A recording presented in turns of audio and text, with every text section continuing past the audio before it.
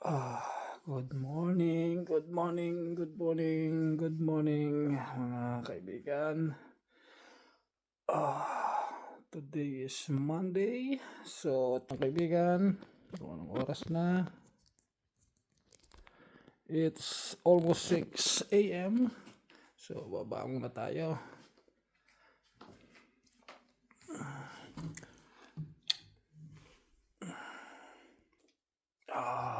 Okay.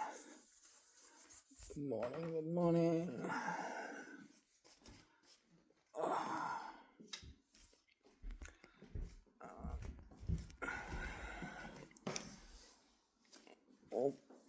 Ayan.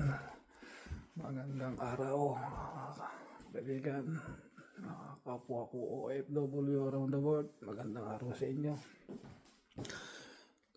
Today is Monday here in New Zealand. It's 5:45 a.m. in the morning.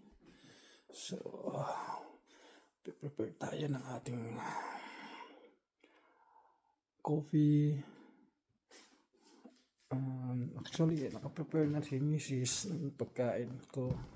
Yes. She prepared rice cake for me, 2 boiling egg and rice as well. Yeah. Aga siya nagigising. Yeah. Meron din tayong kape. Tinimpla na lang niya tayo ng kape.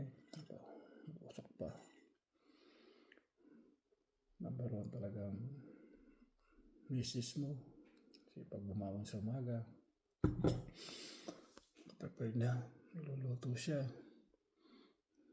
Kaya hindi basta sakripisyo ng isang asawa o ng isang ina para sa kanyang pamilya. Kaya dapat laki natin na-appreciate to. Kaya thank you my love.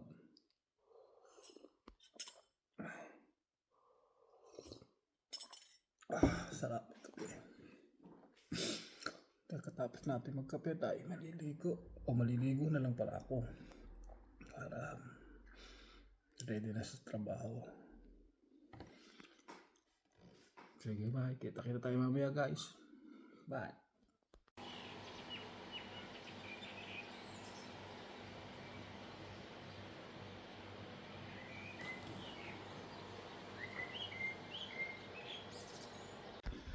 Ayan, guys.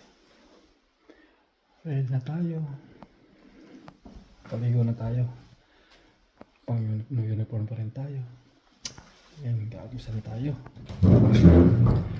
So, yes, this.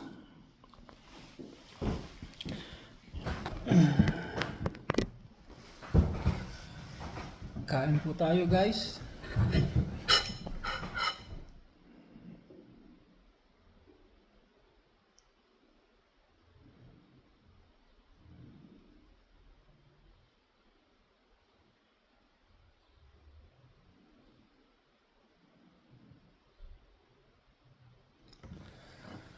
Okay, guys, let's eat. Let's go.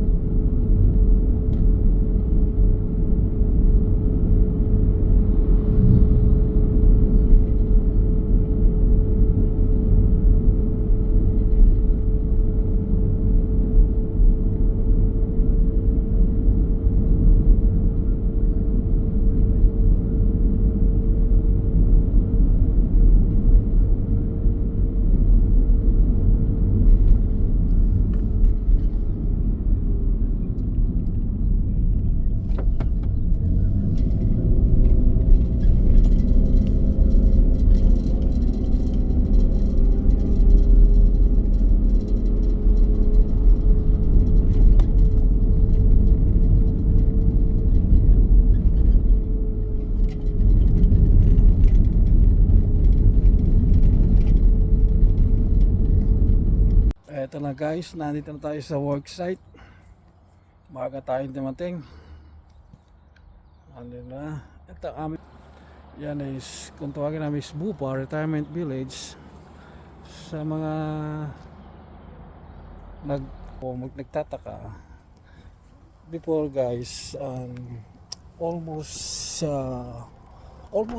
years trabaho ko dyan sa Bupa as a carpenter, but you know, nag-left ako sa carpenter, so na-move ako bilang isang tiler. So yeah, I've been start tiling in just 3 months here in Bupa. Yan.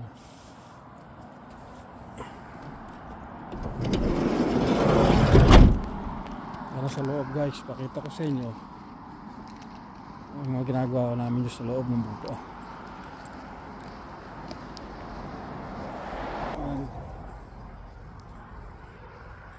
Kagaya nga na nasabi ko guys, dito mula nang dumating ako noong 2019 ako na-assign bilang isang karpintero. Andun yung unang bahay doon sa Bandaron. Kami nagsimula nung almost 115 houses o units, kasama ko rito. Then after that, paiba-iba na ako ng destination hanggang sa nakatapos ako ng 6 years dito sa Bupa. Close mo siya. Sarado pa siya guys. Dito tayo sa kabila, baka bukas na rito.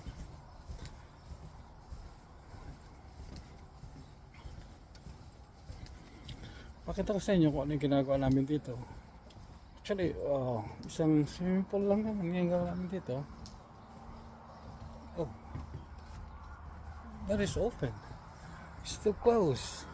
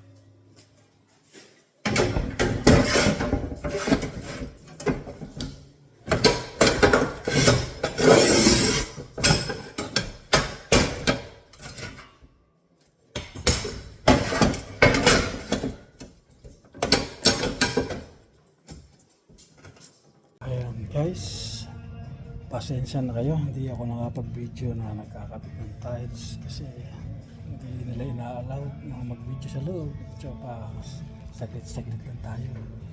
So ayan na nga, tapos na natin, nalagyan na rin natin siya ng grout. Actually yung grout na nilagay namin dyan is epoxy glue. Kasi kung ordinary grout na ilalagay dyan, diba swimming pool siya, so tendency niya lagi may tubig, lagi basa. So yung ordinary grout, magka-absorb siya sa ilalim. Ma-absorb ng ordinary grout yung tubig papunta sa ilalim. So ginamitan namin siya ng epoxy grout, epoxy glue, para sa water hindi siya mag-absorb, lagi siya nasa ibabaw lang. Ngayon nga, natapos namin siya ng epoxy grout, malagkit siya, malagkit ang test niya kasi malagkit ang epoxy. So kailangan natin gamitin siya ng Therapox cleaner. Iba-wipes lang natin siya gamit ang rugs para mawala yung lapit niya. So guys, dyan lang kayo para walang trabaho ko. Mamaya ulit, bye bye. Ayan guys, nagbabalik ulit tayo. Pakunti-kunting clips kasi nga bawal mag-video. Kaya nga, natapos skirting. Tapos natin na skirting niya. So, maya ilalagay natin ng grout dyan. Ordinary grout lang ilalagay natin dyan guys. Kasi hindi naman siya kagaya nitong floor ng full na ginagamit natin ng epoxy glue para sa water. So, dito sa skirting is normal glue lang gagamitin natin dyan, normal grout. Dito nga guys, hindi pa tayo tapos dito kasi kailangan matuyo muna itong mosaic niya, mosaic tiles sa floor. Then we will do that to the next day, the wall. Ayan.